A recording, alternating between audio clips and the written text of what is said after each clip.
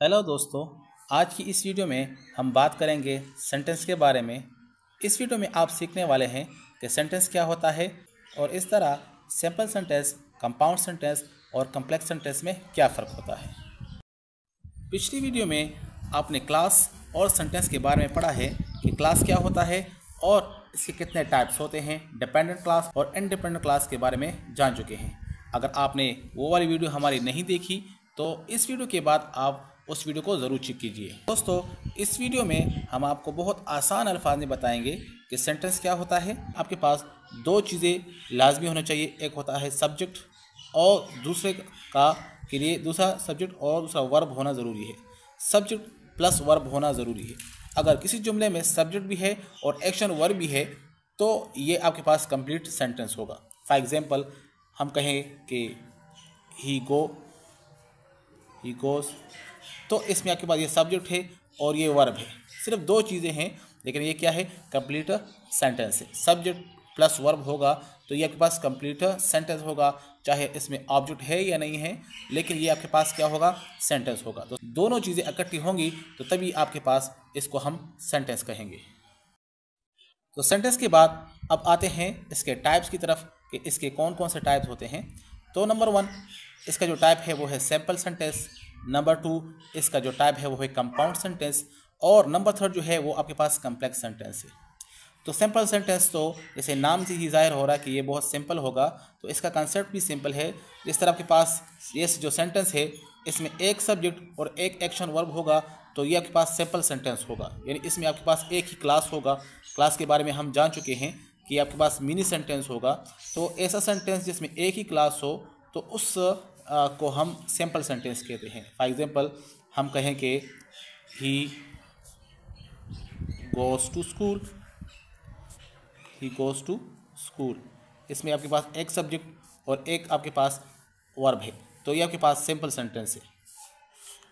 और हम ये भी कह सकते हैं कि इसमें एक क्लास है, इसमें क्लास है वो एक है, एक ही क्लास से बना है ये सेंटेंस, तो हम कह सकते हैं कि आपके पास सिंपल सेंटेंस है। इस तरह आप और एग्जांपल भी ले सकते हैं। एग्जांपल नंबर 2 हम ये ले सकते हैं कि दे वॉच्ड द मूवी। हम ये भी लिख सकते हैं दे वॉच द मूवी। तो ये आपके पास एक सिंपल क्लास है, एक सिंपल सेंटेंस है। ऐसा सेंटेंस जिसमें एक क्लास होगा, तो सिंपल सेंटेंस में क्या होगा, हम कह सकते हैं कि सिंपल सेंटेंस में इसमें होगा वन क्लास होगा। वन क्लास से ये बना होगा, यानी इसके अंदर एक ही सेंटेंस होगा, इसमें दो क्लासेस नहीं होंगे, दो सेंटेंस नहीं होंगे। अब इसके बाद कंपाउंड सेंटेंस की तरफ आते हैं कि कंपाउंड सेंटेंस क्या होता है। कंपाउंड सेंटेंस ऐसा सेंटेंस होता है जिसमें दो या दो से ज़्यादा क्लासेस हो। इसमें क्या होंगे, ये दो से ज़्यादा क्लासेस होंगे या दो क्लासेस होंगे। इसमें दो क्लास होंगे, क्लासेस में होंगे फॉर एग्जाम्पल क्लास नंबर 1, और से इसमें होगा, इसमें दोनों क्लासेस होंगे क्लास नंबर 2। इसमें दो क्लासेस का होना ज़रूरी है, दो क्लास होंगे। लेकिन ये दोनों क्लासेस किस तरह होंगे, या तो आपके पास डिपेंडेंट होंगे या इंडिपेंडेंट होंगे। लेकिन कंपाउंड के लिए शर्त ये है कि ये दोनों जो क्लासेस होंगे वो इंडिपेंडेंट क्लासेस होंगे। इंडिपेंडेंट क्लासेस होंगे यानी ऐसे क्लासेस जो विच कैन स्टे अलोन, जो अकेले ही मतलब दे सकें, तो ऐसे क्लासेस होना ज़रूरी है। तो इंडिपेंडेंट क्लासेस होंगे यहाँ पर, दोनों आपके पास इंडिपेंडेंट क्लासेस होंगे, तभी आपके पास वो जो सेंटेंस होगा वो मुकम्मल सेंटेंस वो आपके पास होगा, कंपाउंड सेंटेंस होगा। यानी कंपाउंड में दो क्लासेस होंगे और दोनों क्लासेस जो है, यानी कंपाउंड में दो क्लासेस का होना ज़रूरी है। दो से ज़्यादा भी हो सकता है लेकिन दो लाजमी है। तो दो क्लासेस होंगे और दोनों जो क्लासेस होंगे वो इंडिपेंडेंट क्लासेस होंगे। दोनों क्लासेस एक दूसरे पर डिपेंड नहीं करेंगे, दोनों जो है अलग अलग मतलब दे सकेंगे। दोनों अलग अलग उनका कुछ ना कुछ मानी होगा, कुछ ना कुछ मतलब होगा। ऐसे दो क्लासेस के कम्बिनेशन से जो सेंटेंस बनेगा वो आपके पास कंपाउंड सेंटेंस बनेगा। यानी दोनों क्लासेस होंगे, दोनों आपके पास इंडिपेंडेंट होंगे। तो उम्मीद है यहाँ तक तो आपको समझ आ गई होगी। और नेक्स्ट आपके पास जो टाइप है वो आपके पास है कॉम्प्लेक्स सेंटेंस। कॉम्प्लेक्स सेंटेंस के बाद मैं आपको ये भी बताऊंगा कि कंपाउंड और कॉम्प्लेक्स सेंटेंस में आप आसानी से फ़र्क किस तरह कर सकेंगे, यानी आप ये किस तरह अंदाज़ा लगाएंगे कि ये दोनों क्लासेस डिपेंडेंट है या इंडिपेंडेंट है। तो कम्प्लेक्स सेंटेंस की तरफ आते हैं। तो कम्प्लेक्स सेंटेंस आपके पास ऐसे सेंटेंस होगा, यहाँ पर भी आपके पास दो क्लासेस का होना ज़रूरी है, class number 1 and class number 2। दोनों क्लास होंगे, दोनों क्लासेस होंगे, और इसमें एक क्लास जो होगा वो डिपेंडेंट होगा और एक क्लास जो है वो इंडिपेंडेंट होगा।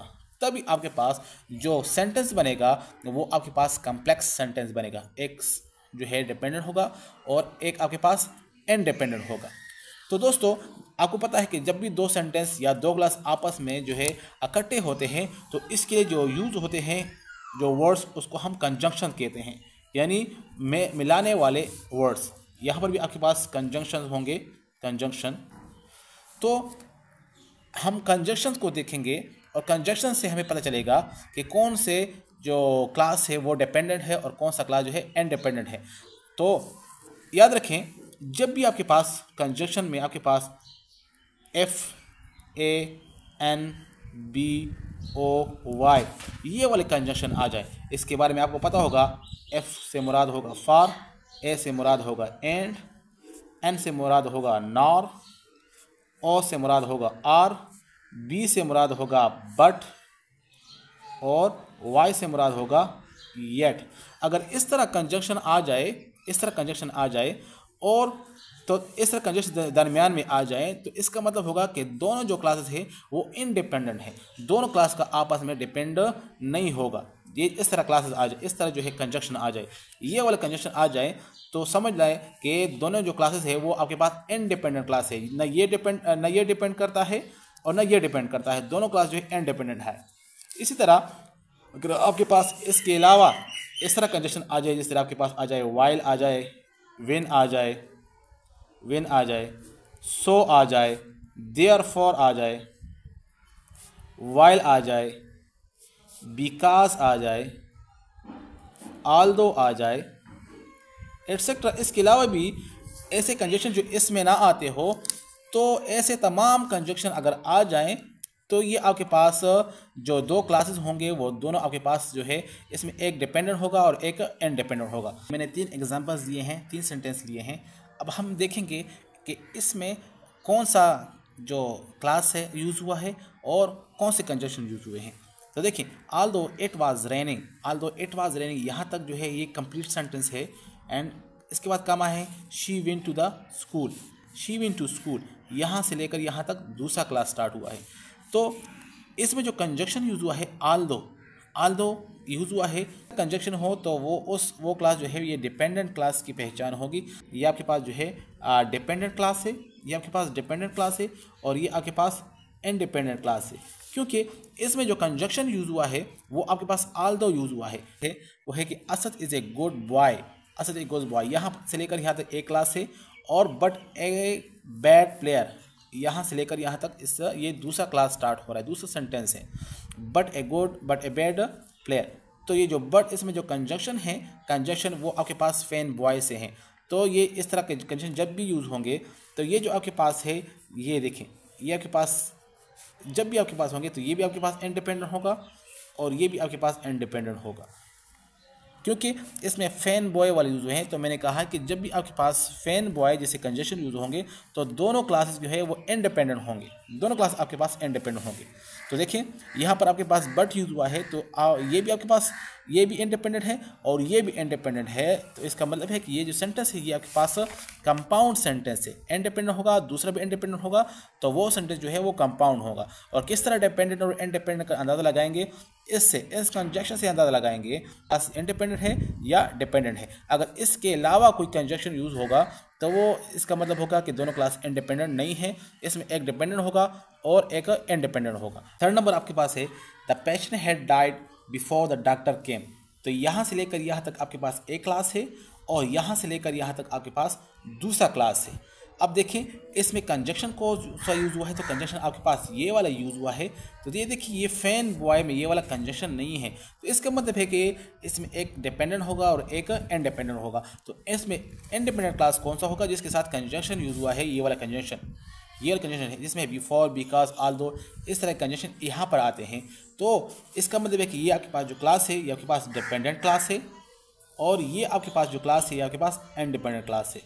तो एक क्लास डिपेंडेंट है और दूसरा क्लास इंडिपेंडेंट है, तो इसका मतलब होगा कि ये वाला जो सेंटेंस होगा ये आपके पास कॉम्प्लेक्स सेंटेंस होगा। जब भी आपके पास ऐसा का सेंटेंस हो जिसमें दो क्लासेस हो और दोनों इंडिपेंडेंट हो तो वो आपके पास कंपाउंड होगा। अगर एक डिपेंडेंट है और एक इंडिपेंडेंट है तो ये आपके पास कॉम्प्लेक्स सेंटेंस होगा। अब अंदाज़ा किस तरह लगाएंगे कि कौन सा क्लास डिपेंडेंट है और कौन सा क्लास इंडिपेंडेंट है? तो जब भी आपके पास फैन बॉय जैसे कंजक्शन आ जाए तो हमेशा आपके पास दोनों सेंटेंस जो होंगे वो आपके पास इंडिपेंडेंट होंगे। ये इंडिपेंडेंट की पहचान होगी और उस पूरे सेंटेंस को हम कंपाउंड सेंटेंस कहेंगे। इसी तरह अगर आपके पास इन कंजक्शन के अलावा इस तरह के कंजक्शन आ जाए या इसके अलावा भी कोई और कंजक्शन आ जाए, क्लास की पहचान होगी। तो जब डिपेंडेंट क्लास होगा एक, दूसरा इंडिपेंडेंट क्लास होगा, तो डिपेंडेंट और इंडिपेंडेंट क्लास हमेशा एक साथ होते हैं। तो अगर आपके पास एक क्लास डिपेंडेंट होगा तो इसके साथ एक क्लास आपके पास इंडिपेंडेंट भी होगा। तो जब एक डिपेंडेंट होगा इस तरह के कंजक्शन आएंगे, एक डिपेंडेंट दूसरा इंडिपेंडेंट, तो दोनों क्लास मिलकर क्या बनाएंगे? कॉम्प्लेक्स सेंटेंस बनाएंगे। तो ये थी आज की वीडियो। उम्मीद है आज की वीडियो आप लोग को बहुत पसंद आई होगी। अगर आप हमारे चैनल पर नए हैं तो हमारे चैनल को सब्सक्राइब कीजिए और इस तरह इन्फॉर्मेशन वीडियो के लिए हमारे साथ रहिए। Thanks for watching.